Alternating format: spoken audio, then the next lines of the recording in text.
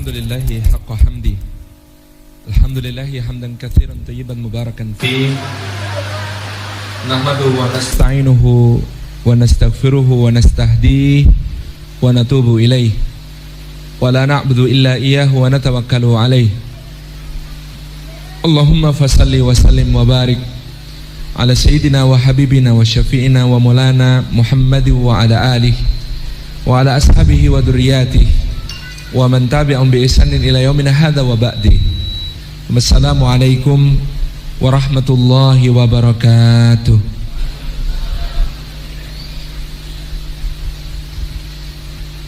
Puji syukur kepada Allah Subhanahu wa taala atas limpahan karunia-Nya. Allah menghimpun kita di dalam satu majelis yang mudah-mudahan setiap langkah yang kita tempuh menuju ke tempat ini, tiap tapaknya menggugurkan dosa-dosa kita, meninggikan derajat kita di sisi Allah Subhanahu wa taala, dan menjadi pemudah jalan kita semua menuju ke surga. Haitsu yaqulu Rasulullah sallallahu alaihi wasallam, man salaka tariqan yaltamisu fihi ilman sahhalallahu lahu bihi tariqan ilal jannah. Siapa yang menempuh jalan untuk berakrab-akrab dengan ilmu, maka Allah Subhanahu wa taala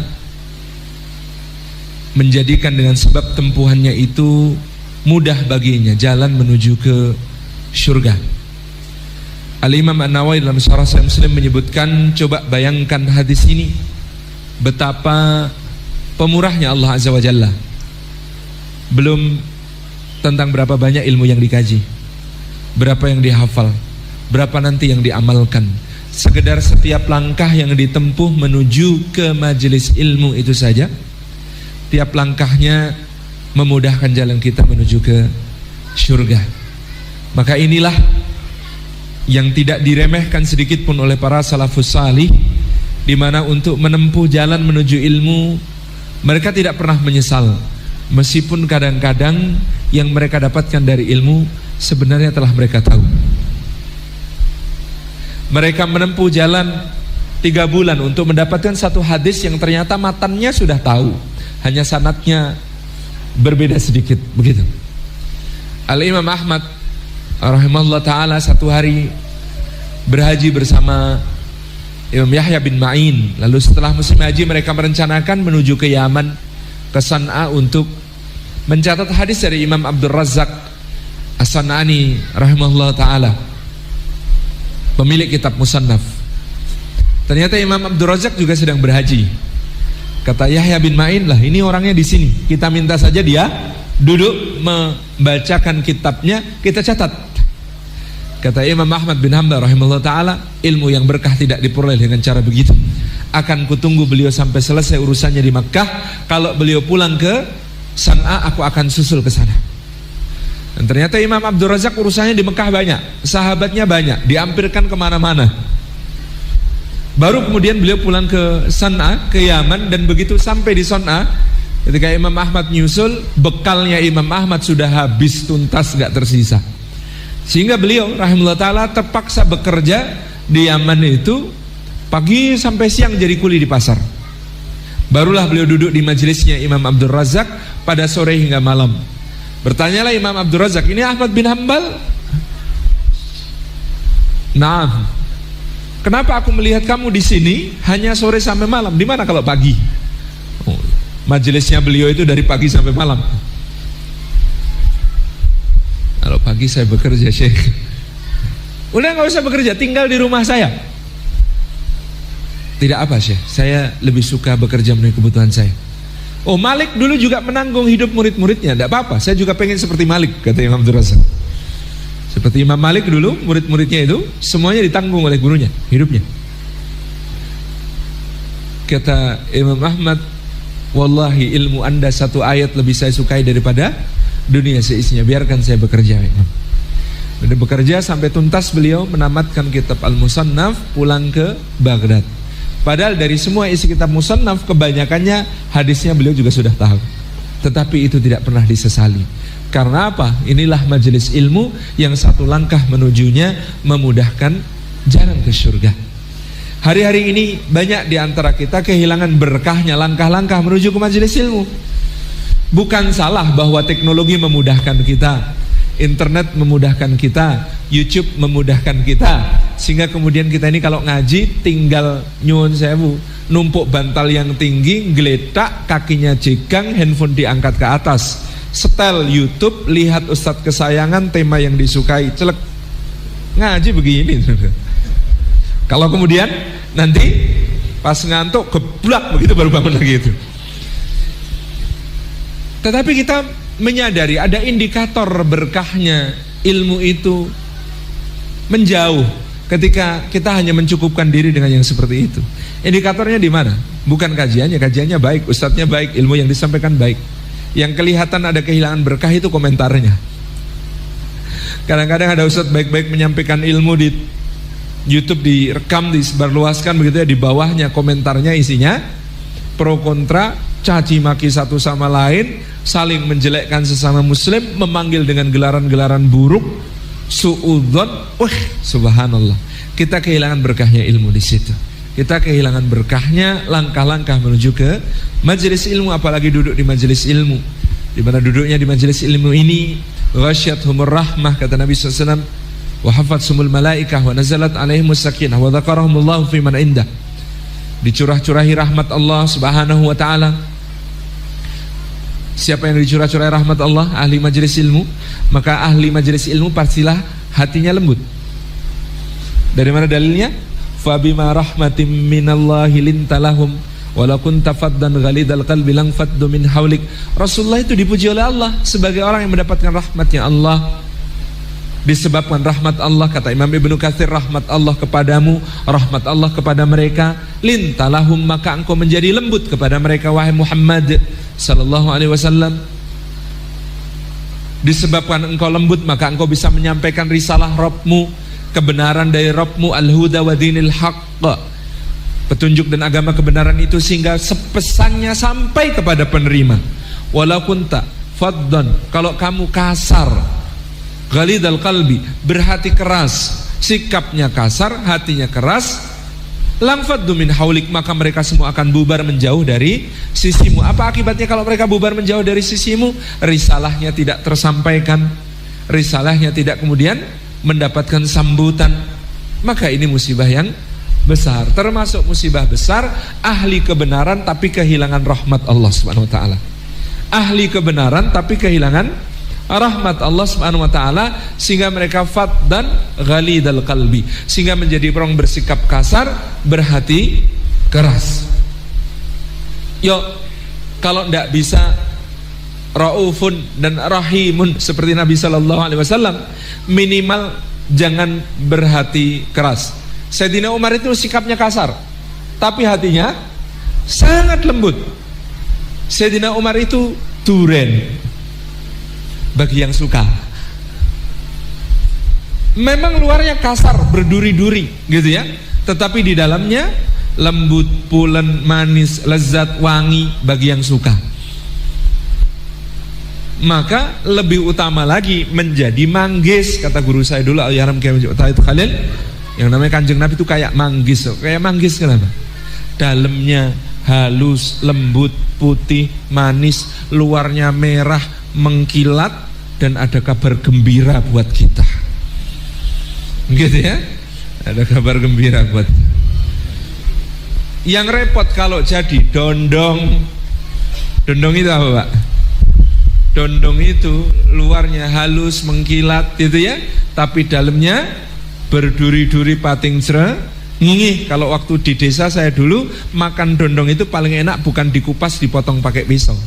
Makan dondong yang paling enak, rasa aslinya keluar, tidak hilang. Itu gimana caranya, Pak?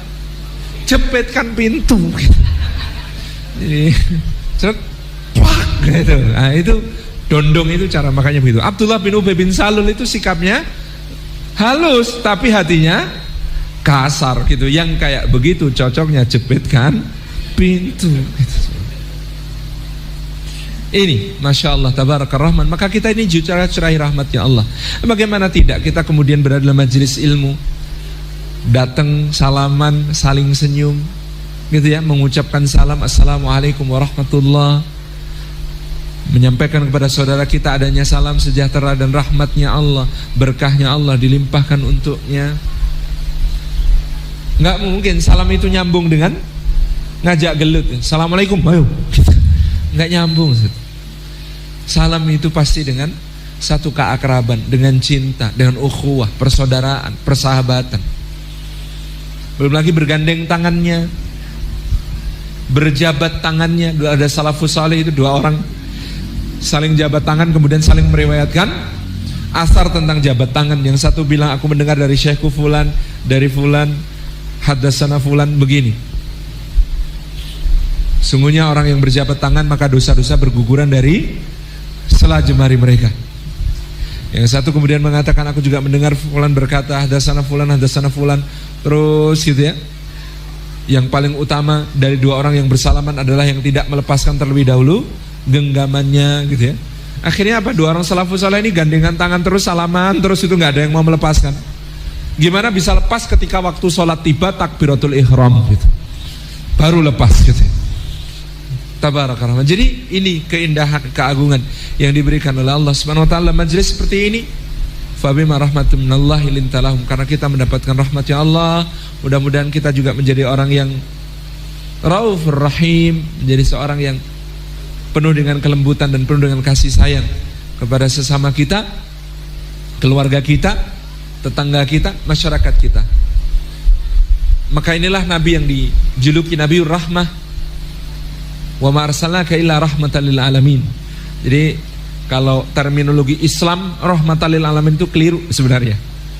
Kenapa keliru? Kalau ayatnya kita rujuk wa ma arsalnaka illa rahmatan lil alamin. Kami tidak utus engkau Muhammad melainkan agar engkau menjadi rahmat bagi semesta alam. Jadi yang rahmat semesta alam siapa? Islamnya atau Muhammad SAW? Muhammad sallallahu alaihi wasallam.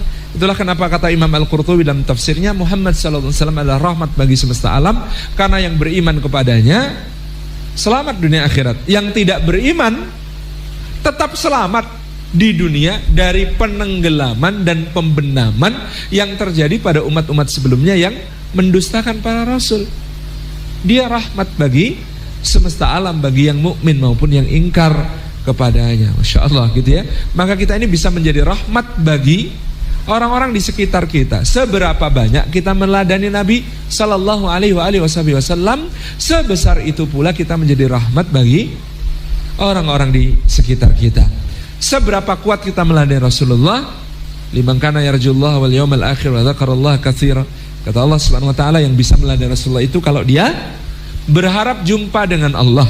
Seberapa besar harapan kita jumpa dengan Allah, sekuat itu pula kita meladani Rasulullah.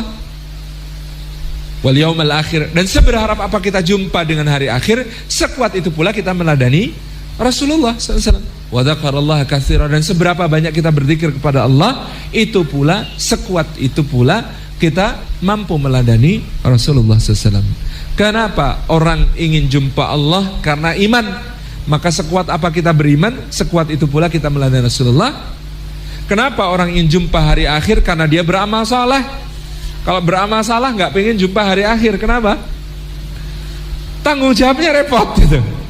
Kalau beramal saleh maka dia berharap jumpa hari akhir. Maka seberapa banyak kita beramal saleh, sebesar itu pula kita meladani Rasulullah SAW. Wa dzakarallaha katsira, dan orang berzikir kepada Allah karena cinta kepada Allah. Mengingat-ingat dalam hati itu karena cinta. Maka in kuntum tuhibbunallaha fattabi'uni yuhibbukumullah wa yaghfir lakum dzunubakum. Karena itulah yang mampu mengittiba Nabi SAW, meneladani Nabi SAW adalah yang kemudian dia mencintai Allah Subhanahu wa taala. Wa syatumur rahmah wa fatsumul malaika, dinaungi sabset malaikat. Ketika kemudian malaikat-malaikat itu nanti menghadap Allah, mereka tidak akan beranjak dari sisi Allah sebelum ridha dengan apa yang diberikan oleh Allah Subhanahu wa taala kepada yang dinaunginya di dalam majelis itu, sehingga mereka menjadi pembela-pembelanya di hadapan Allah Subhanahu wa taala. Wa nazalat alaihimus sakinah, ketentraman turun kepada yang bermajelis ilmu. Ala bi dzikrillah tatmainnul qulub, karena memang hati hanya tentram dengan mengingat Allah. Sementara majelis seperti ini adalah majelis untuk mengingat Allah, mengingat bahwa Allah lebih besar dari semua masalah kita, dari semua kesedihan kita, dari semua kekhawatiran kita. Maka ala inna auliya Allahi la khaufun alaihim walahum yahzanun. Kekasih-kekasih Allah itu tidak ada ketakutan, khawatiran, dan tidak ada mereka itu bersedih hati, karena mereka tahu Allah lebih besar dari semua persoalannya, Allah lebih besar dari semua masalahnya. Dan wadzakarahumullahu fiman indah, ini yang kita harapkan sesuai dengan tema kita, bagaimana kekasih-kekasih Allah Subhanahu wa taala yang tersembunyi. Mudah-mudahan kita ini lebih terkenal di langit daripada di bumi, karena Allah menyebut-nyebut nama kita, karena Allah mengenalkan kita kepada para malaikatul muqarrabin, karena Allah menyebut-nyebut nama kita di hadapan para makhluk-makhluknya yang mulia. Jadi senangnya kita bermajelis ilmu ini karena Allah nyebut-nyebut kita. Lawang disebut sama ketua RT saja kadang bangga, disebut sama lurah saja kadang bangga, disebut sama wali kota, bupati saja kadang bangga, disebut presiden di acara kenegaraan dengan penuh pujian saja bangga, apalagi disebut oleh Rabb semesta alam, diperkenalkan kepada kekasih-kekasih yang ada di sisinya. Maka kita ini ingin terkenal di langit, gitu, bumi ujian. Kayak saya ini sudah repot, sudah terlanjur antum kenal saya. Nah, ada ceritanya lagi At-Taqi Al-Khafi. At-Taqinya dipertanyakan, Al-Khafinya babar blas gitu. Sudah gitu ya. Sayyidina Mu'adz bin Jabal itu menangisi karena beliau masyhur, terkenal, kemana-mana orang kenal, gitu ya. Mau jadi At-Taqi Al-Khafi yang dipuji-puji Rasulullah SAW, orang takwa yang tersembunyi ini udah gak bisa lagi. Maka ini yang perlu kita inginkan kepada diri kita, anak-anak kita, kalau bisa jadi orang takwa dan tersembunyi. Kalaupun terkenal, kalau bisa terkenalnya sesudah mati. Nabiullah Ibrahim alaihissalam itu ketika beliau masih hidup, yang kenal berapa orang? Yang kenal Ibrahim alaihissalam ketika dia masih hidup itu berapa orang? Banyak gak kira-kira? Enggak banyak. Tetapi doa beliau, waja'alli lisana sidqin fil akhirin, ya Allah jadikan aku buah tutur yang baik pada orang-orang yang terkemudian. Maka sekarang ini miliaran orang seluruh dunia nyebut-nyebut nama Ibrahim setiap hari berulang kali. Kama shallaita ala Ibrahim wa ala ahli Ibrahim kama barakta ala Ibrahim wa ala ahli Ibrahim. Ini kekasih Allah yang sejati yang begini, yang disebut-sebut orang sesudah kematiannya. Ketika hidup nggak terkenal itu nggak apa-apa, malah selamat.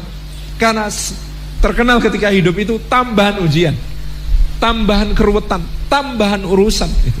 Ini yang saya selalu diingatkan oleh istri saya. Saya seneng istri saya itu belak-belakan ingatin tuh. Bah, ambok di luar orang kagum sama apa, seneng sama apa, cinta sama apa.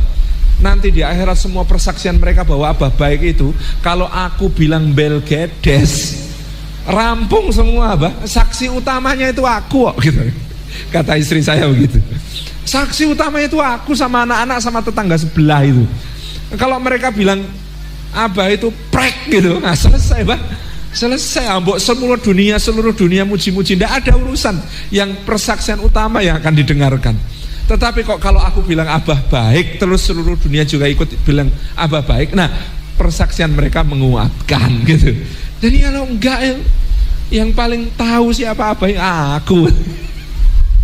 Itu ya, Masya Allah, Tabarakar Rahman. Bagaimana kemudian kita ini, betapa jadi orang terkenal, ndak ada bagusnya wong yang bikin orang dia lihat sebagai orang baik itu karena Allah menutupi aib-aibnya, karena Allah menyembunyikan berbagai keburukannya, karena Allah tidak membongkar dosa-dosanya.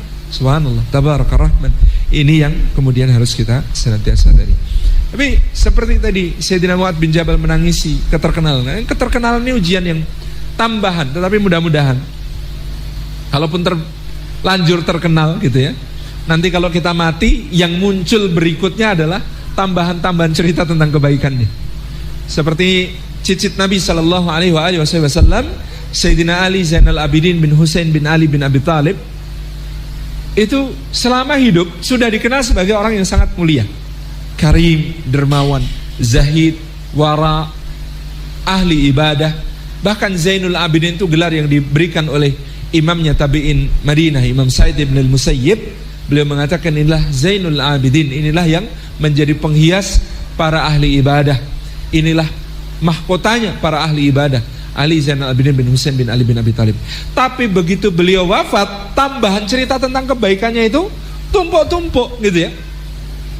Jadi penduduk Madinah itu sudah saking terbiasanya mendapatkan kadang-kadang berbagai macam bingkisan di depan rumah mereka, makanan, pakaian di berbagai kesempatan. Setelah Ali Zainal Abidin bin Husain bin Ali bin Abi Thalib wafat, kok nggak ada lagi paket-paketan semacam itu? Ini mana? Lalu orang-orang pun curiga, jangan-jangan yang selama ini ngasih adalah beliau radhiyallahu anhu. Maka kemudian bersaksilah orang yang memandikan jenazahnya, lah iya, mungkin begitu, wong saya itu mendapati punggung beliau itu ngapal kayak kuli. Jangan-jangan beliau yang tiap malam bagi-bagi berbagai macam bingkisan dengan memikulnya sendiri. Oh iya, coba cek gudangnya. Betul, di gudangnya sudah disiapkan banyak bingkisan lain yang belum sempat dibagi. Tabaraka rahman. Jadi ada orang yang menambah-nambahkan cerita kebaikan-kebaikan teman kita. Begitu kita wafat, itulah yang kita harapkan. Inilah at-taqi al-khafi. Tadi yang sudah disebutkan hadisnya oleh beliau, berapa banyak hamba-hamba Allah yang tidak dikenal, yang kalau ngelamar pasti ditolak, kalau ngasih syafaat, ngasih rekomendasi nggak akan diterima, datangnya tidak disadari, hilangnya tidak dicari, kusut masai rambutnya, lusuh pakaiannya, begitu ya. Tetapi kalau dia bersumpah dengan nama Allah Subhanahu wa ta'ala, maka dia diijabah seketika oleh Allah Subhanahu wa ta'ala. Rasulullah sallallahu alaihi wasallam pada suatu hari duduk di Masjid Nabawi bersama para sahabat radhiyallahu anhum ajmain. Masuklah seorang lelaki, gagah perawakannya, indah pakaiannya, gitu ya, sangat wangi dan rapi penampilannya, mengambil saf terdepan, terkemuka, disambut orang, disukai, dicintai. Lalu Nabi sallallahu alaihi wasallam bertanya kepada para sahabat radhiyallahu anhum ajmain, bagaimana menurut kalian orang ini? Orang ini kalau melamar pasti diterima, kalau memberi syafaat pasti diperhatikan, kalau berjalan diiring orang, kalau duduk dikerubungi orang. Masya Allah. Lalu datang yang berikutnya, yang berlawanan 180 derajat dalam soal penampilan dengan yang pertama. Kusut masa rambutnya, lusuh pakaiannya, dalam keadaan yang lemah, lesu, letih wajahnya. Maka Nabi SAW bertanya, bagaimana menurut kalian orang yang ini? Ini kalau ngelamar pasti ditolak ya Rasulullah. Ini kalau ngasih syafaat gak bakalan diterima. Ini begini-begini. Maka Nabi SAW mempersaksikan, ketahuilah satu orang yang belakangan ini lebih baik daripada sepenuh bumi orang yang pertama. Lebih baik daripada sepenuh bumi orang yang pertama. Masya Allah. Di keadaan yang semacam ini membuat kita yakin Allah Subhanahu wa taala, kata Sayyidina Umar bin Khattab radhiyallahu anhu, menyembunyikan kekasih-kekasihnya di antara makhluk-makhluknya sebagaimana dia menyembunyikan Lailatul Qadar di antara malam-malam Ramadan. Semua malam Ramadan itu istimewa, mulia. Tetapi yang namanya Lailatul Qadar itu yang paling mulia dan paling istimewa, dirahasiakan oleh Allah Subhanahu wa taala di antara semua malam Ramadan itu. Ada ciri-ciri yang kadang-kadang kita bisa nebak-nebak. Oh, kayaknya sekarang wong ganjil loh malamnya, gitu ya. Oh, ini ini wong malam 27 gitu. Oh, tadi malam ini kayaknya wong sekarang cerah gitu. Kita bisa nebak-nebak, tapi tidak pernah bisa memastikan yang mana yang kekasih Allah Subhanahu wa ta'ala. Baik, Bapak Ibu yang dirahmati Allah, karena judulnya kisah-kisah, nanti kita ceritakan beberapa kisah gitu ya. Mudah-mudahan menjadi satu pelajaran bagi kita untuk senantiasa memahami apa yang difirmankan oleh Allah Subhanahu wa taala ini. Jadi intinya, A'udzubillahi minasyaitonirrajim. Ya ayuhan nas, inna khalaqnakum min dzakari wa untha wa ja'alnakum syu'uban wa qabaila lita'arafu. Inna akramakum 'indallahi atqakum. Innallaha alimul khabir. Sadaqallahul azim. Dalam surah Al-Hujurat ayat yang ke-10 Allah Subhanahu wa taala mengatakan, wahai manusia, sungguhnya kami menciptakan kalian berbangsa-bangsa, bersuku-suku, berbeda warna kulit, berbeda bahasa, lita'arafu, supaya kalian saling mengenal satu sama lain. Inna akramakum indallahi atqakum, karena yang paling mulia, di antara kalian di sisi Allah adalah yang paling bertakwa, dan sesungguhnya Allah Subhanahu wa taala adalah zat yang maha mengetahui lagi maha mengerti. Nah, jamaah yang dimuliakan oleh Allah Subhanahu wa taala, menurut Imam As-Suyuti dalam Lubabun Nuqul fi Asbabin Nuzul, ayat ini turun tentang Sayyidina Bilal radhiyallahu anhu ketika beliau naik ke Ka'bah dan kemudian mengumandangkan adzan pada hari Fathu Makkah. Jadi pada hari Fathu Makkah, Bilal mengumandangkan adzan di atas Ka'bah atas perintah Nabi sallallahu alaihi wasallam, sehingga Attab bin Usaid, seorang yang baru saja masuk Islam di antara Tulaqah Makkah, itu mengatakan, bapakku beruntung tidak melihat pemandangan hari ini. Bapakku beruntung dia tidak melihat pemandangan hari ini. Pemandangan apa? Seorang budak berkulit hitam naik ke atas Ka'bah mengumandangkan adzan. Memangnya Muhammad ini tidak punya orang lain untuk disuruh mengumandangkan adzan? Kenapa harus budak berkulit hitam ini? Jadi itu sesuatu yang sangat menyinggung perasaan kebanggaan jahiliyah orang-orang Quraisy. Bagaimana bisa Bilal yang budak berkulit hitam ini mengumandangkan azan dengan menaiki Ka'bah Baitullah yang mulia? Maka Allah Subhanahu wa taala turunkan ayatnya bahwasanya inna akramakum indallahi atqakum, yang paling mulia di antara kalian di sisi Allah adalah yang paling bertakwa. Jadi kita ini tidak boleh mengukur kemuliaan dari warna kulit, mengukur kemuliaan dari suku bangsa, mengukur kemuliaan dari nasab keturunan, mengukur kemuliaan dari harta dan kedudukan, mengukur kemuliaan dari jabatan dan pengaruh. Tidak, semua itu tidak diizinkan Allah untuk mengukur kemuliaan. Satu-satunya ukuran kemuliaan yang diizinkan Allah Subhanahu wa taala adalah takwa. Tetapi kan kita harusnya mengukur kemuliaan dengan takwa. Lah kok sayangnya takwa itu nggak ada displaynya di wajah. Kan kita jadi enak kalau takwa itu ada displaynya di wajah, kayak display baterainya kurang berapa persen gitu. Dan misalnya kita ini display di wajah kita 65 angkanya gitu. Kita lihat ada orang angkanya 85, oh masya Allah beliau lebih mulia daripada saya. Level takwanya 85, saya 65. Nah itu kita cium tangan, kita peluk-peluk, Anda lebih mulia daripada saya. Lalu kita punya 65, kita lihat ada orang lewat cuma level takwanya 45 gitu ya. Ya kita rangkul, Allah mas mudah-mudahan dikarunia takwa yang semakin banyak gitu ya. Karena ukuran kemuliaannya adalah takwa, yang diizinkan Allah cuma takwa.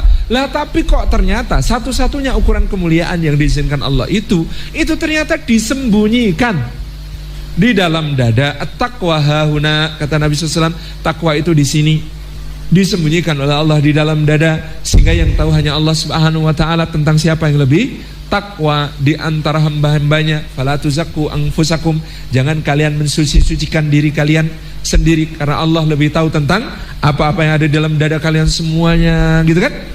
Nah ini kan jadi repot. Katanya nggak boleh ngukur dengan selain takwa. Lah takwa yang boleh dipakai ngukur malah disembunyikan. Piye toh? Kan kalau kita jadi manusia ngeyelan begitu, piye toh? Nah tetapi itu bermakna, kata para ulama, cuma dua hal. Satu, berjuanglah selalu untuk menjadi hamba yang bertakwa. Yang kedua, jangan pernah meremehkan orang, jangan pernah memandang rendah sesama hamba Allah, karena kita tidak tahu siapa yang lebih takwa, dan dengan itu pula kita tidak tahu siapa yang lebih mulia. Maka ada kisah tentang Sayyidina Julaibib radhiyallahu anhu. Dari namanya saja sudah mencurigakan sekali yang namanya Julaibib, karena kata Jalabib atau Julaibib ini maknanya orang hina dina, sudah dari sononya. Apalagi nasib terlihat, nasabnya tidak diketahui. Itu aib terbesar bangsa Arab itu kalau tidak punya nasab. Bapak sopo ora cetok gitu ya, simbahnya nggak ketahuan, nggak punya nasab. Dan dia seorang yang berkulit hitam dengan beberapa cacat di tubuhnya yang membuat orang mungkin ngeri memandangnya. Itulah Julaibib radhiyallahu anhu. Pada suatu hari Nabi SAW keluar dari masjid berjumpa dengan Julaibib. Maka Rasulullah tersenyum dan berkata kepada Julaibib, "Ya Julaibib." "Iya ya Rasulullah." "Kamu gak nikah Julaibib?" "Ah, Rasulullah bercanda, siapa yang mau punya menantu kayak saya? Rasulullah cuma senyum. Hari berikutnya Rasulullah tanya lagi, hei Julaibib. Iya ya Rasulullah. Enggak nikah kamu Julaibib?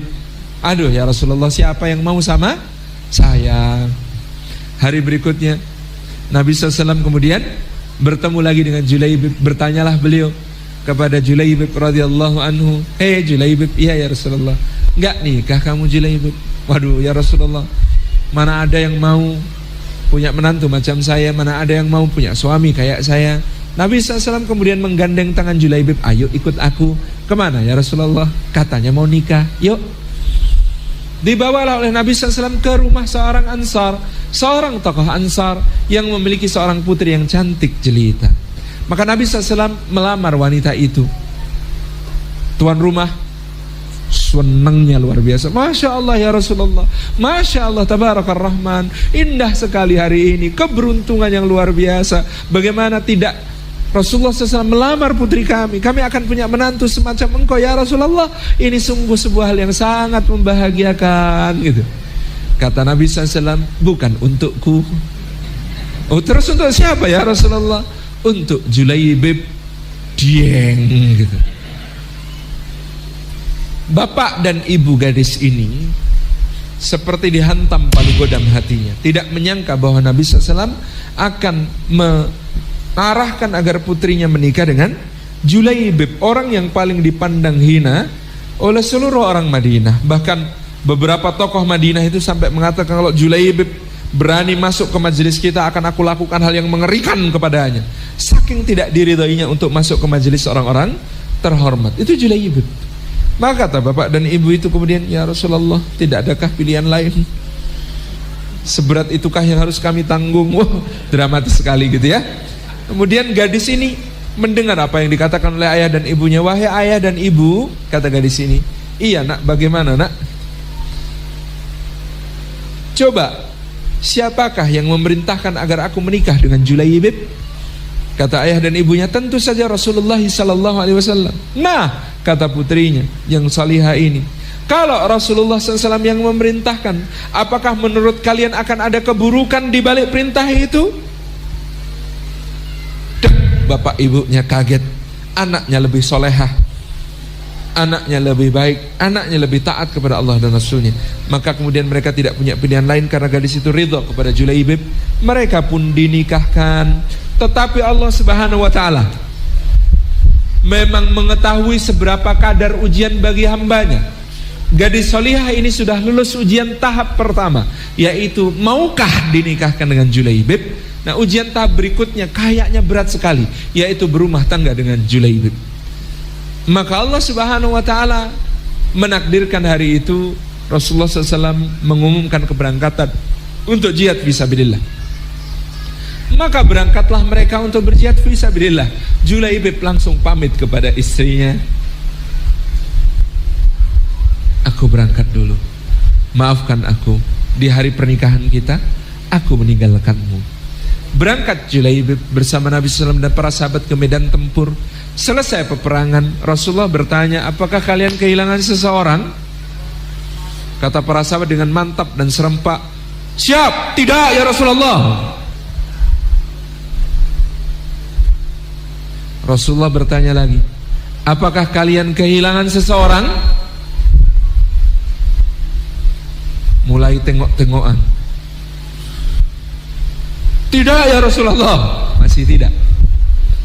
Nabi SAW bertanya untuk yang ketiga kalinya, apakah kalian kehilangan seseorang? Para sahabat sudah kasak kusuk, siapa? Enggak ada. Enggak ada. Iya, saya juga enggak merasa siapa. Enggak ada. Semua bilang enggak ada. Enggak ya Rasulullah. Nabi SAW bersabda, tapi aku kehilangan Julaibib. Maka para sahabat segera ingat, oh iya, Julaibib, mana Julaibib? Ini coba bayangkan, bahkan di tengah sahabat saja mereka tidak menyadari kehadirannya, tidak merasa kehilangan jika dia tidak ada.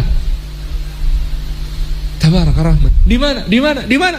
Cari ketemu dengan kondisi jasad beliau terluka parah di bagian depan, beliau telah gugur syahid, tidak ada satu anak panah pun yang menancap dari belakang. Artinya beliau tidak pernah melarikan diri dari medan tempur. Maka digalilah liang lahat untuk memakamkan Julaibib. Rasulullah SAW turun ke bawah untuk yang menjadi meletakkan jenazah itu ke tempatnya. Maka kemudian ketika jenazah itu diletakkan di tempatnya, Rasulullah SAW mengecup dahinya dan berkata, aku bagian dari dirimu, engkau bagian dari diriku. Kata sahabat radhiyallahu anhum ajma'in, hari itu tidak ada yang lebih membuat kami cemburu melainkan Julaibib. Betapa inginnya kami semua menggantikan polisi Julaibib. Dikecup oleh Rasulullah, kemudian dikatakan, aku bagian dari dirimu, engkau bagian dari diriku. Masya Allah, tabarakar rahman. Maka kalau bapak ibu punya anak kok low profile, tidak suka menonjolkan diri, tidak suka tampil-tampil, jangan sedih pak. Bakat jadi at-taqi al-khafi, bakat jadi orang takwa tersembunyi. Dari 10 sahabat yang dijamin ke surga, 10 sahabat yang dijamin ke surga, semuanya orang terkenal pak. 9 orang terkenal, kecuali 1 orang, namanya Sa'id bin Zaid radhiyallahu anhu. Orang kenalnya, dia adik ipar Umar bin Khattab sekaligus sepupunya. Tapi di mana riwayat yang menceritakan tentang kiprahnya itu di mana? Coba nyari-nyari di dalam Sirazat, nyari cerita tentang kiprahnya Sayyidina Sa'id bin Zaid radhiyallahu anhu, di mana coba ketemunya? Yang lain semuanya terkenal. Sayyidina Abu Bakar As-Siddiq, Sayyidina Umar bin Khattab, Utsman bin Affan, Ali bin Abi Thalib, Talhah, Zubair, Sa'ad bin Abi Waqqas, Abdurrahman bin Auf, Abu Ubaidah bin Al-Jarrah. Ini 9 terkenal semua. Kiprahnya dalam sejarah luar biasa dahsyat semua. Cari-cari coba kisah tentang Sayyidina Sa'id bin Zaid radhiyallahu anhu. Cerita tentang beliau itu, satu, biasanya yang paling terkenal adalah cerita tentang masuk Islamnya Sayyidina Umar bin Khattab. Jadi apa beliau diceritai itu? Jadi pelengkap penderita. Ngapain? Sayyidina Umar mau membunuh Rasulullah, dibelokkan oleh seseorang yang mengkhawatirkan Rasulullah, dibelokkan ke rumah adiknya. Kamu ngapain ngurusin Muhammad? Adikmu saja masuk Islam, ikut agamanya Muhammad.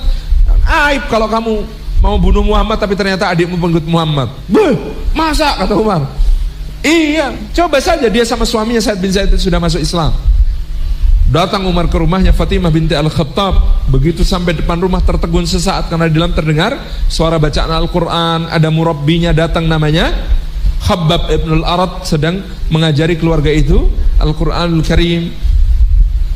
Begitu tahu di luar rumah ada seseorang, berhenti ngajinya. Ketika berhenti ngajinya, tertegunnya Umar lepas. Lalu kemudian dia sedang gedor pintu, buang, Fatimah buka pintunya.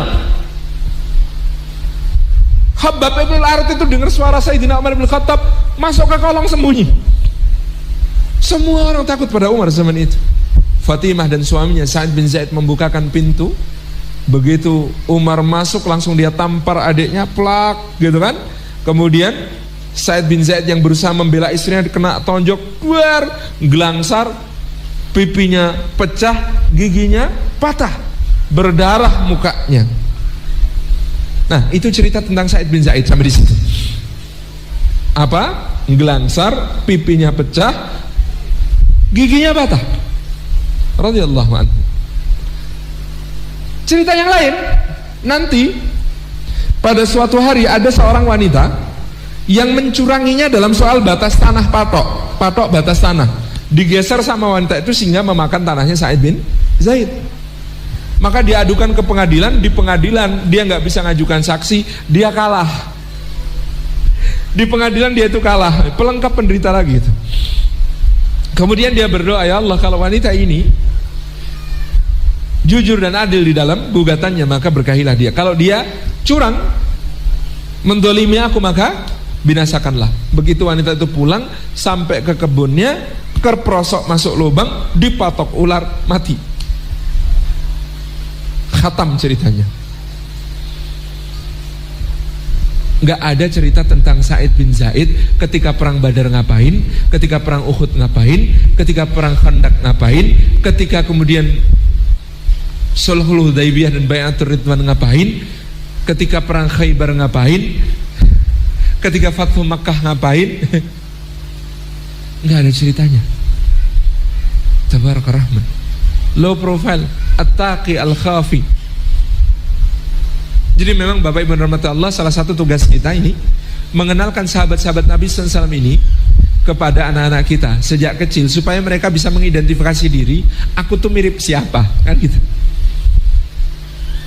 Saya dulu berpikir apa pentingnya hadis iqtadu billadaini min ba'di, ambillah qudwah dari dua orang sepeninggalku, Abi Bakrin wa Umar, yaitu Abu Bakar dan Umar. Terus saya pikir-pikir betul juga ya, Rasulullah memberikan hadis ini menjadi hikmah yang sangat besar buat kita. Maksud saya begini Pak, meskipun Rasulullah itu uswatun hasanah, tapi kita ini kalau dituntut langsung meladani Rasulullah kadang-kadang agak susah, rumit. Kenapa? Karena Kanjeng Nabi itu saking sempurnanya, kilau ke milo, itu bikin mata kita silau gitu. Susah mau meladani Rasulullah, itu susah. Lah segala seginya sempurna begitu.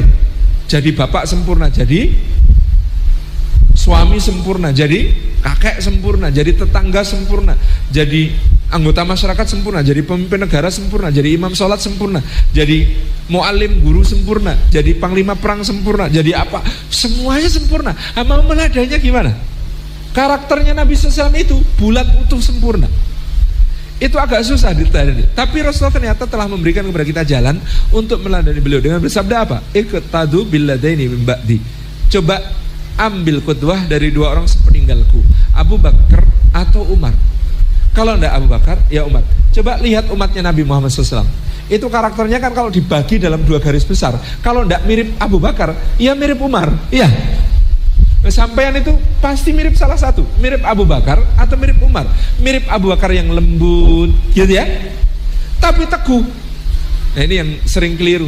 Bukan lemah lembut Abu Bakar itu. Abu Bakar itu kuat lembut. Lembut tapi teguh, Masya Allah, gitu ya. Gimana nggak teguh Abu Bakar yang lembut itu ketika peristiwa Isra Mi'raj? Orang-orang kafir Quraisy mengatakan, ya Abu Bakar, kami dulu bilang Muhammad gila tapi belum ada buktinya. Oh sekarang itu ada buktinya. Kata Abu Bakar, apa buktinya? Lah Muhammad bilang semalam dia di Baitul Maqdis pagi-pagi sudah cerita-cerita sama kita. Itu kalau nggak gini kan enggak gitu. Kata orang-orang Quraisy, kata Abu Bakar, apakah kalian mendengar sendiri Rasulullah SAW? Beliau bilang begitu. Bener, dia bilang gitu. Gila kan? Ya enggak, kata Abu Bakar. Kalau Nabi yang bilang begitu ya saya percaya. Kata orang itu. Nggak mungkin Abu Bakar, kamu pernah belum ke Baitul Maqdis? Pernah. Berapa lama perjalanan kalau pulang ke sini? Sebulan. Lah itu ngerti sebulan. Lah kok Muhammad bilang semalam dia masih Baitul Maqdis, paginya sudah di sini. Kok kamu percaya? Lah ya percaya, yang bilang beliau, masa saya nggak percaya? Gara-gara ngeyel ini Abu Bakar digebukin sampai pingsan di depan Ka'bah, diseret pulang ke rumah. Begitu siuman, apa yang ditanyakan pertama? Bagaimana keadaan Nabi Sallallahu Alaihi Wasallam? Kata orang-orang, Nabi baik, selamat, alhamdulillah. Bagaimana keadaanmu sendiri? Kalau Nabi SAW selamat, semua baik-baik saja. Ini Abu Bakar As-Siddiq radhiyallahu anhu. Makanya kita ini kuat gitu dan lembut. Abu Bakar As-Siddiq, orang lembut kalau nggak hati-hati jadi lembek. Iya kan? Ini lembut orangnya. Ternyata setelah didalami lebih jauh, bukan lembut itu, lembek. Apa-apa yahyo nggak bisa bilang tidak gitu. Selembut-lembutnya Abu Bakar bilang tidak ya tidak gitu ya. Tapi bagaimana kemudian beliau berkokoh dengan keputusannya untuk memerangi orang-orang yang menolak membayar zakat. Umat saja sampai terheran-heran. Lah seluruh penjuru dunia sedang memusuhi Islam. Romawi nyiapkan pasukan, Persia menggelar latihan perang gitu ya. Orang-orang Yaman keluar dari Islam. Al-Aswad Al-Ansi jadi nabi palsu. Musailimah Al-Kadzab mendirikan kerajaannya di Yamamah dengan wahyu-wahyu palsu. Semua Bani Tamim, Fazaroh, banyak yang murtad. Lah kok ini cuma menolak bayar zakat mau diperangi. Lu koncone njuk sapa lek gitu. Kata Sayyidina Umar, kalau semua kau perangi ya Khalifah Rasulullah, kita mau sama siapa? Oh itu kamu perangi itu orang yang cuma nolak bayar zakat loh, masih sholat loh. Kata Umar, masih sholat ya Khalifah Rasulullah, mereka itu masih sholat. Kata Abu Bakar apa? Umar, nggak tahu apa? Di dalam Quran perintah sholat sama zakat disatukan sama Allah. Wa aqimus shalah wa atuz zakah. Kalau ada orang yang mau memisahkan sholat dengan zakat, akan kuperangi sampai habis. Abu Bakar As-Siddiq Lu katanya ini lembut, kok galak gitu. Kalau sudah dituntut untuk menjadi teguh, Abu Bakar As-Siddiq yang paling teguh. Abu Bakar itu tahu kapan sedih, kapan jangan sedih. Wong mau ditinggal Rasulullah sudah nyicil sedih duluan. Dibacakan surah An-Nasr semua takbir, Abu Bakar nangis. Lo nangis kenapa? Lo kalau datang pertolongan Allah dan kemenangan, manusia berbondong-bondong masuk agama Allah, selesai tugas beliau. Kalau selesai tugas beliau ya kita bakal ditinggal. Orang-orang padahal masih takbir, Allahu Akbar, datang pertolongan Allah, kemenangan, manusia berbondong-bondong masuk agama Allah. Gitu kan? Nabi SAW berkhutbah, seorang hamba diberi pilihan, apakah menjadi nabi dan raja ataukah rasul dan hamba. Lalu hamba itu diberi pilihan, apakah bersama orang-orang yang dicintai ataukah ar-rafiqul a'la. Maka dia memilih ar-rafiqul a'la, ar-rafiqul a'la. Nangis lagi, kata Abu Sa'id Al-Khudri, no nangis sih, kenapa sih itu? Syekh kita ini kenapa? Rasulullah cuma cerita ada orang diberi pilihan kok nangis. Kata Abu Bakar, enggak tahu kalian, yang diberi pilihan itu beliau milih rafiqul a'la, berarti sebentar lagi mau pulang ke sisi Allah Subhanahu wa taala. Nangis-nangisnya dihabisin duluan. Begitu hari Rasulullah wafat, semua nangis, semua ngomyang, semua nggak karuan, sampai Sayyidina Umar menghunus pedang di depan rumah Nabi. Ayo, mana yang bilang Rasulullah wafat? Sini, kupotong lidahnya. Munafik dia, bohong dia. Saya bilang Rasulullah wafat. Rasulullah itu cuma menghadap Allah, nanti pulang. Dulu Musa juga menghadap Allah 40 hari, dibilang mati. Akhirnya Musa pulang. Ayo, siapa yang mau bilang Rasulullah wafat? Maju sini. Bayangkan Umar bin Khattab sampai ngomyang karena nggak kuat menahan duka bahwa Rasulullah sudah wafat. Insyaallah Abu Bakar datang tenang gitu ya. Kenapa sih? Sedihnya sudah nyicil, udah habis gitu. Masuk ke rumah Rasulullah, dicium wajah Rasulullah SAW. Alangkah wanginya engkau ketika hidup, alangkah wanginya ketika engkau sudah mati. Kalau Allah memang telah mematikanmu, dia tidak mungkin mengumpulkan dua ajal bagimu. Inilah engkau ya Rasulullah.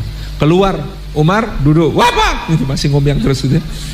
Umar duduk, enggak mau duduk, langsung Abu Bakar pergi ke tempat yang agak tinggi. Beliau berkhutbah mengatakan, amma ba'du, siapa yang menyembah Muhammad, Muhammad mati. Siapa yang menyembah Allah, Allah hidup kekal. Wa ma Muhammadun illa rasul qad khalat min qablihi rusul afa immata au qutilan qalabtum ala aqabikum wa may yanqalib ala aqibaihi fala yadurullah syai'a wa sayajzillahu syakirin.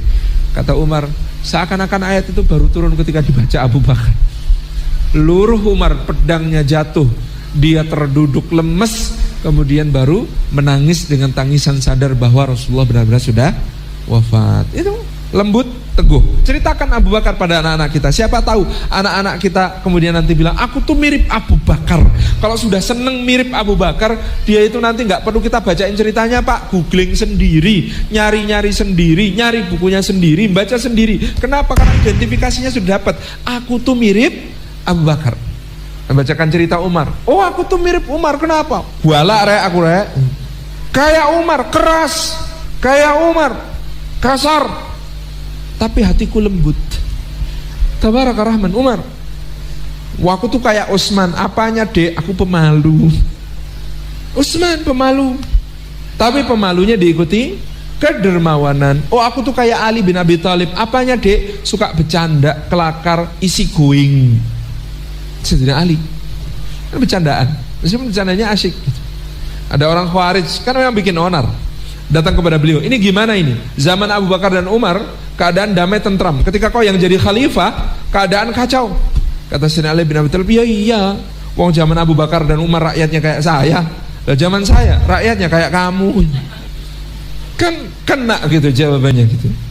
Ketika Abdurrahman bin Muljam menghantamkan pedangnya ke kepala beliau radhiyallahu anhu, darah mengucur sampai ke jenggot beliau, menetes-netes. Beliau bertanya, ini darah siapa? Darah engkau ya Amirul Mukminin. Siapa yang membunuhku? Ini orangnya, Abdurrahman bin Muljam. Kenapa kau membunuhku ya saudara? Pedang itu harganya 1000 dirham. Kulumuri dengan racun seharga 1000 dirham. Aku berdoa di multazam untuk supaya pedang itu membunuh orang paling hina di muka bumi, orang paling celaka di muka bumi. Kata Ali bin Abi Thalib, oh insya Allah doamu terkabul. Hei Hasan, nanti kalau aku mati, tolong orang ini dikisos pakai pedangnya sendiri, agar orang paling celaka mati oleh pedang ini. Insya Allah. Itu jelang wafat masih bercandaan begitu. Ini candanya benar. Tabaraka Rahman. Itu bercanda. Tapi orang bercanda kalau nggak hati-hati, jadi nggak serius segala hal. Tapi Sayyidina Ali itu banyak bercanda, tapi kalau sudah urusan serius, paling serius. Lo top skor perang Badar, perang Uhud, sampai perang Khandaq siapa? Ali bin Abi Thalib. Top skornya bunuh musuh, beliau. Gitu ya. Ini kalau orang suka bercandaan doang tapi nggak top skor, ya mana bercandaannya gitu. Sayyidina Ali bercandaan iya, tetapi top skor gitu. Masya Allah ya. Ada yang bilang aku kayak Tolha. Kenapa kok kayak Tolha? Betah sakit, 70 luka, jemari hilang 2, tempurung lutut hilang 1, tubuh bersimbah darah masih bisa melindungi Nabi SAW dan mengatakan ya Rabbi khud bidami hatal yaum hatta tardo, ya Allah ambil darahku hari ini sampai kau ridho. Ketika Nabi SAW akan dinaikkan ke sebuah batu, kepelorot 3 kali, Tolha dengan badan yang sudah berlumuran darah ambruk di bawah batu, kemudian mengatakan ya Rasulullah naiklah ke batu dengan bertumpu pada tubuhku, sampai Rasulullah nangis mengatakan aujabat Tolha, aujabat Tolha, Tolha wajib masuk surga, Tolha wajib masuk surga. Masuk surga kok wajib Pak? Kayak Anda dibilang terancam kumlot. Wah, ini kuliahnya terancam kumlot. Insyaallah. Itu kan luar biasa gitu ya beliau radhiyallahu anhu. Oh aku ini terengginas, ahli bela diri. Oh kayak Zubair ya. Oh aku ini bad boy tapi anak mama. Oh kayak Sayyidina Sa'ad bin Abi Waqqas ya. Sa'ad bin Abi Waqqas kan bad boy, dalam arti beliau mengatakan padahal anak bangsawan tapi bergaulnya sama orang-orang gelandangan, sama orang-orang terpinggirkan, sama budak-budak Sa'ad bin Abi Waqqas itu. Dan beliau mengatakan aku adalah orang ketiga yang bersyahadat, dan aku adalah orang pertama yang menumpahkan darah di jalan Allah. Lah digangguin sebagai seorang muslim, orang mukmin, umur lagi belasan tahun, emosi ke bawah, pats di bawahnya ada tulang rahang unta, saut samplokkan kepada orang yang gangguin dari orang kafir Quraisy itu, berdarah-darah, jempling-jempling gitu yang disamplok gitu ya. Bad boy kalau di luar, di rumah anak mama, ibunya mau kok makan nggak tegaan, tunggu nih, bu makan bu makan toh bu gitu. Sampai 3 hari Tabarakar Rahman. Baru kemudian setelah itu dia mengatakan ibu, kalau ibu punya 100 nyawa, keluar satu persatu dan Anda dipaksa menyaksikan sakratul maut ibu yang sangat menyakitkan, tapi kalau itu ditujukan untuk membuat Nanda meninggalkan Muhammad sallallahu alaihi wasallam dan agamanya, wallahi ibu enggak akan saya lakukan. Tapi inilah anandamu di sini di sisimu, membujuk ibu untuk makan, makanlah bu. Sampai akhirnya ibunya yang kalah, sampai akhirnya ibunya yang luluh. Tabarakar Rahman. Abdurrahman bin Auf, good boy, sejak kecil rajin belajar gitu ya, tekun berlatih, jadi pedagang juga kemudian, masya Allah. Abu Ubaidah bin Al-Jarrah, amanah, lisannya amanah, akuntansinya amanah gitu ya, jadi panglima amanah, segala urusan amanah. Umar bin Khattab itu pernah nyuruh budaknya, ini tolong antar ke Abu Ubaidah 4.000 dirham, 280 juta rupiah Pak, 40.000 dirham, 4.000 dirham, bawa ke Abu Ubaidah. Jangan langsung pulang, nanti perhatikan apa yang lakukan Abu Ubaidah dengan uang ini. Itu diantar sampai ke sana, Abu Ubaidah langsung bilang kepada budaknya, ayo bantu aku bagi-bagi, dibagi-bagi langsung, habis tidak bersisa. Budak Umar lapor, ya Amirul Mukminin begini-begini. Umar menangis, meneteskan air mata. Segala puji bagi Allah yang telah membuktikan bahwa prasangka baikku kepada sahabatku benar. Enggak mungkin Abu Ubaidah dikasih kok dipek dewek, ini enggak mungkin. Pasti dibagi-bagi sampai habis, dan itu yang terjadi. Nah, yang terakhir dari Sa'id bin Zaid. Oh, hanya diceritakan Sa'id bin Zaid lihat kepada anak kita, yuk kamu itu dek, nggak harus jadi yang tampil-tampil tuh, nggak harus jadi orang yang dahsyat-dahsyat dudeng-dudeng di depan, nggak harus. Lawang yang low profile, nggak pernah kelihatan ceritanya juga bisa jadi ahli surga yang dijamin oleh Rasulullah sallallahu alaihi wa alihi wasallam. Aman dek, aman itu. Inilah kekasih Allah Subhanahu wa taala yang tersembunyi. Pada masa Sayyidina Muawiyah bin Abi Sufyan radhiyallahu anhu, orang-orang beristisqa di Damaskus, memohon hujan kepada Allah. Sudah berhari-hari istisqa dipanjatkan, hujan belum turun-turun. Sampai satu hari ada seorang tuan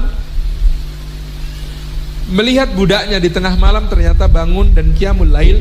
Budak ini kemudian berdoa kepada Allah, mengucapkan satu kalimat yang menakjubkan tuannya. Kata budak ini, "Ya Allah, demi cintamu kepada aku, turunkanlah hujan. Sungguh umat Muhammad SAW sudah kekeringan, kehausan. Ya Allah." Gluduk, gluduk, gluduk, gluduk, gluduk. Hujannya deras banget turun. Begitu orang ini menghentikan doa, tuannya kaget. Dia tegur budaknya, kamu tadi bilang apa? Kaget budak ini. Loh, kok tuan di sini? Iya, tuan sejak tadi lihat saya. Iya. Apa yang kamu lakukan? Kamu tidak malu sama Allah? Kamu bilang, demi cintamu padaku ya Allah. Bagaimana kau tahu Allah mencintaimu? Kenapa tidak kau katakan saja, demi cintaku padamu ya Allah? Kata budak ini, kalau saya bilang demi cintaku padamu ya Allah, cinta saya untuk Allah belum tentu benar, belum tentu jujur. Maka tadi saya bilang demi cintamu padaku ya Allah. Dari mana kau tahu Allah mencintaimu? Allah membangunkan saya setiap malam untuk bermesraan dengannya, maka itu pasti Allah mencintai saya. Tapi lalu budak ini menghadap ke arah lain, kemudian menghadap ke arah kiblat, berpaling dari tuannya, kemudian dia berkata, "Ya Allah, tabir yang menutup hubungan kita di mata hamba-hambamu sudah kau buka. Aku tidak akan sanggup hidup lagi sesudah ini ya Allah. Maka matikan aku sekarang ya Allah." Tiba-tiba dia tertelungkup, wafat pada saat itu.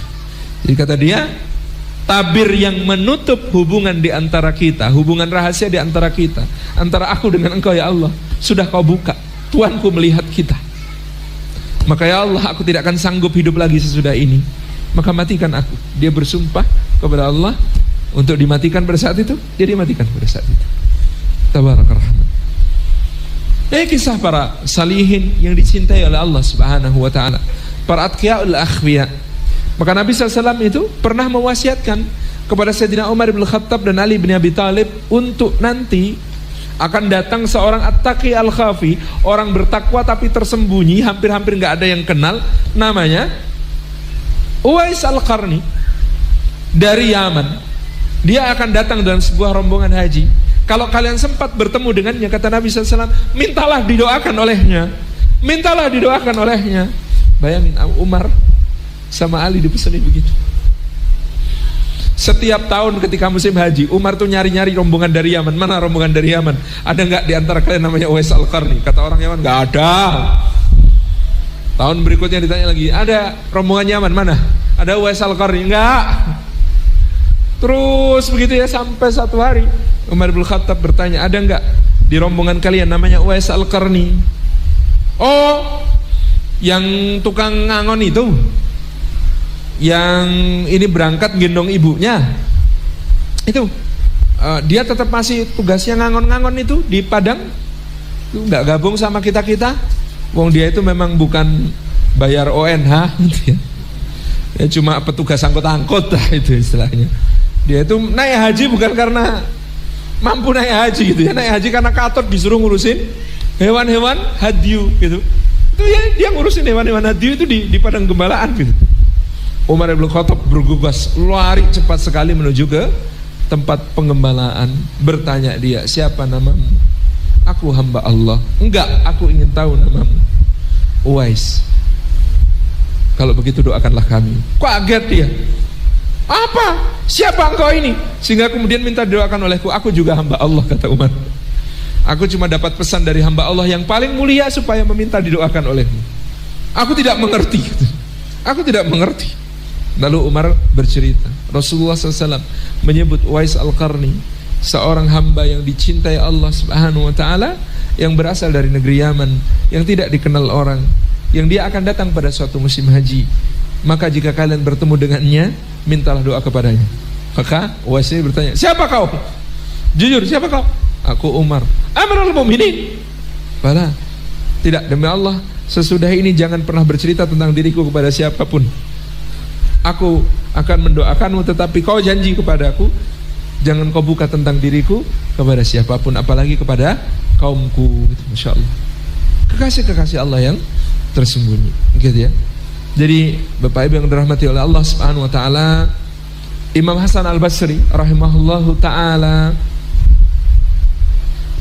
pernah bersuudzon kepada seseorang yang ini nanti akan melahirkan kalimat beliau yang sangat terkenal, az-zahidu man idza ra'a ghairuhu qala huwa khairum minni. Orang yang disebut zuhud itu adalah orang yang setiap kali bertemu dengan selainnya dia berkata huwa afdalu minni, dia lebih utama dariku, dia lebih utama dariku. Gara-garanya apa kisah ini, kalimat beliau ini? Karena beliau satu saat lewat di dekat sungai Dajlah, dekat sungai Tigris. Di situ beliau melihat ada seorang lelaki sedang duduk berasyik masuk, berbincang-bincang akrab dan mesra dengan seorang wanita. Mencurigakan sekali. Kemudian di samping si lelaki itu ada sebuah wadah yang memang pada umumnya wadah itu dipakai untuk mewadahi khamr, minuman yang memabukkan pada zaman itu. Maka Imam Hasan Al-Basri sudah bisa menduga, ini orang gak punya malu maksiat di sini, berasik-asik dengan perempuan, nyanding minuman khamr pula gitu. Sebersit itu di dalam hati beliau rahimahullah ta'ala. Tiba-tiba di penyeberangan sungai Tigris itu, sungai Dajlah itu, ada sebuah perahu terbalik. Penumpangnya 7 orang. Kemudian si lelaki yang tadi sedang berasik-asik dengan wanita ini tiba-tiba terjun ke dalam sungai dan menggapai-gapai dan kemudian berhasil menyelamatkan 6 orang, ditariknya ke tepi. Masih ada 1 orang yang belum berhasil ditolong. Kemudian dia bilang kepada Imam Hasan Al-Basri, "Tuan, tolong 1 itu, aku sudah menyelamatkan 6, kau tolong yang 1 itu." Kemudian Imam Hasan Al-Basri mencoba untuk terjun ke air dan mencoba menyelamatkan orang itu, tetapi beliau qadarallah wa masyafa'al, gagal. Orang itu tertelan arus dan menghilang. Imam Hasan Al-Basri begitu sedih keluar. Dan kemudian orang itu tadi mengatakan, "Tuan, sepertinya engkau memandang rendah diriku. Kalau engkau memandang rendah diriku, sungguh demi Allah aku sudah menyelamatkan 6 orang, tapi engkau menyelamatkan 1 orang saja tidak sanggup. Tuan, ketahuilah, ini ibuku, bukan siapa-siapa. Ini ibuku. Ibuku senang. Aku ingin menyenangkan hatinya dengan menghiburnya di tepi sungai seperti ini, berbincang-bincang bersama. Dan engkau mengira mungkin ini khamr, ini air, bukan khamr." Pada saat itulah Imam Hasan Al-Basri menangis dan mengatakan, "Sungguh betapa banyak dosaku, berprasangka buruk, meremehkan orang, menganggap diriku lebih tinggi, ujub, takabur, dan kemudian tidak bisa menolong hamba Allah yang lain, sedangkan engkau telah melakukan semua hal yang menjadi kebalikan."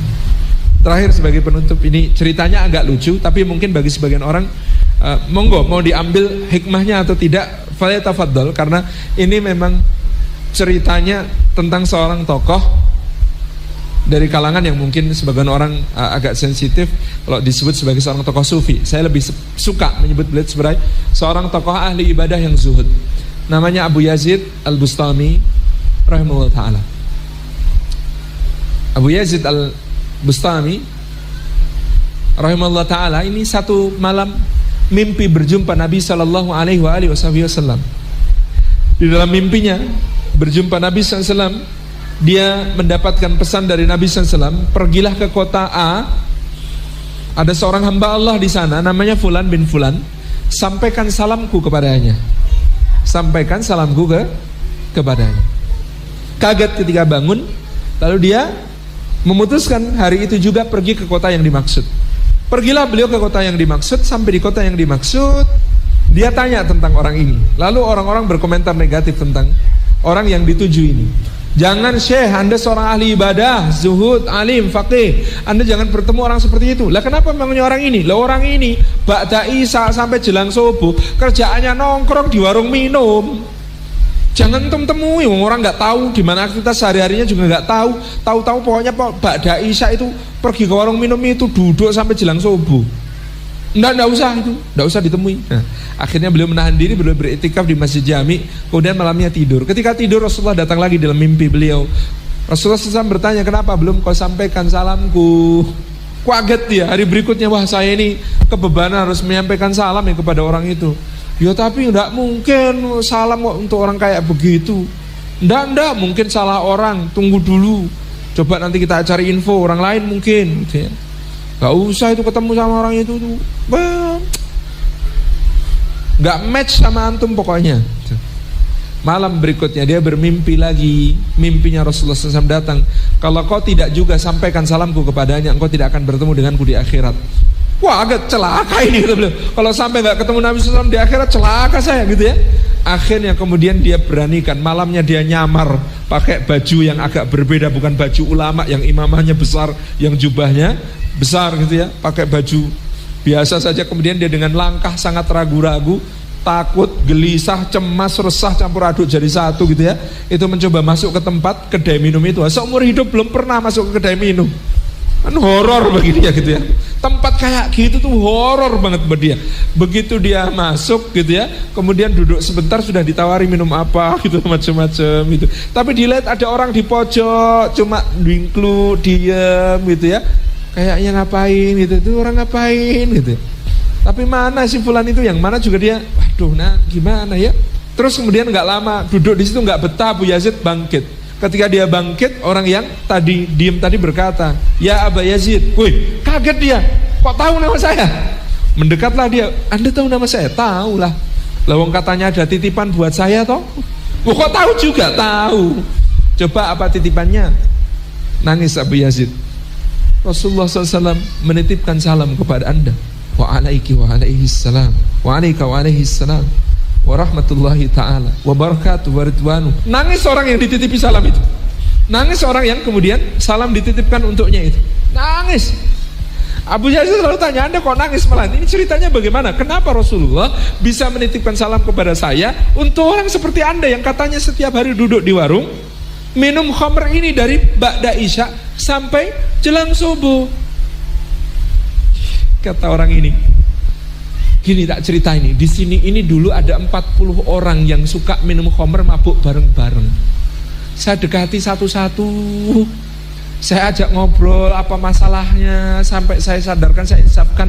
Nah sekarang sudah 32 yang insyaf, sisanya tinggal 8. Nah kalau Rasulullah sudah titip salam ke kamu buat saya gitu ya, berarti tugas saya di sini selesai. Itu yang 8 jatah kamu ya. Wassalamualaikum gitu. Itu yang 8 jatah kamu. Wassalamualaikum. Aku tak sekarang mengakhiri tugas ini, sudah selesai. Tabarak Rahman. Bapak Ibu dirahmati Allah, wallahu a'lam tentang kisah ini, tetapi saya kira kita bisa mengambil ibrah. Jangan pernah meremehkan orang lain. Marilah kita melihat dengan pandangan yang jernih bahwa kita ini makhluk yang banyak berdosa. Marilah kita jangan pernah terbersit di dalam hati kita perasaan ana khairum minhu, aku lebih baik daripada dia, aku lebih baik daripada dia. Karena kalimat ini dalam Al-Quran Al-Karim adalah warisan iblis laknatullah alaih. Sementara warisan Adam alaihi salam adalah Rabbana zalamna anfusana wa illam taghfir lana wa tarhamna lanakunanna minal khasirin. Jangan kita berkata innama utituhu ala ilmin indi, sesungguhnya aku diberi semua keutamaan ini karena ilmu yang ada padaku. Ucapannya siapa ini? Qarun. Sungguhnya aku diberi semua keutamaan ini karena ilmu yang ada padaku. Qarun. Mari menjadi pewarisnya Musa alaihissalam. Pewarisnya Musa mengatakan salah satu kata-katanya, Rabbi inni lima anzalta ilayya min khairin faqir. Ya Allah, sungguh aku terhadap apapun yang kau turunkan di antara kebaikan, aku ini sangat fakir, aku ini sangat memerlukan. Jangan kita menjadi pewarisnya Fir'aun yang berkata, Sungai Nil mengalir di bawah kakiku, Mesir dalam genggamanku, Bani Israel jadi budakku, maka aku tidak mendapati Tuhan bagimu selain aku. Tapi mari menjadi pewarisnya Sulaiman alaihi salam. Hadza min fadli rabbi liyabluwani a'ashkuru am akfur. Ini karunia Tuhanku, menguji aku apakah aku syukur atau kufur. Rabbi auzi'ni an ashkura ni'mataka allati an'amta alayya wa ala walidayya wa a'mala salihan tardah wa adkhilni bi rahmatika fi ibadikas salihin. Warisan-warisan kata-kata semacam ini yang kita harapkan menghiasi akhlak kita, menghiasi diri kita. Wallahu a'lam bissawab. Mudah-mudahan kita bisa mengambil ibrah untuk menjadi hamba Allah yang tawadhu. Kata para ulama, akhlak asasi itu 2, as-sidqu wat tawadhu. Akhlak asasi itu ada 2, yaitu jujur dan rendah hati. Itu bapak sama ibunya.